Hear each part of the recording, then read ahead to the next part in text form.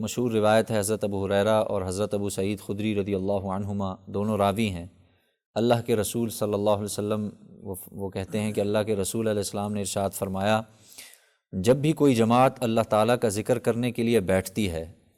تو ان کو فرشتے گھیر لیتے ہیں اور اللہ تعالیٰ کی رحمت ان کو اپنی آغوش میں لے لیتی ہے، ان پر سکینہ کا نزول ہوتا ہے اور اللہ تعالیٰ ان کا تذکرہ اپنے پاس والوں یعنی مقرب فرشتوں میں کرتا ہے۔ یاد رکھیے اس سے مراد وہ بھی ہے کہ جو آدمی یعنی اللہ کا ذکر کر رہے ہیں، یہ بھی مراد ہیں، اور وہ بھی کہ جو اللہ کی باتیں کر رہے ہیں۔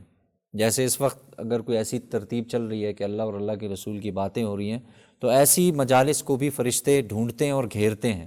اور پھر خصوصی جو ایک سکینہ ہے وہ ان پر نازل ہوتی ہے، اور پھر ایسے لوگوں کا تذکرہ فرشتے کرتے ہیں، اپنے قریب کے اپنے قرب کے جو فرشتے ان کے ساتھ ایسے لوگوں کا تذکرہ ہوتا ہے، اور اللہ تعالیٰ کی ذات بھی ایسے لوگوں کا تذکرہ فرشتوں میں کرتے ہیں۔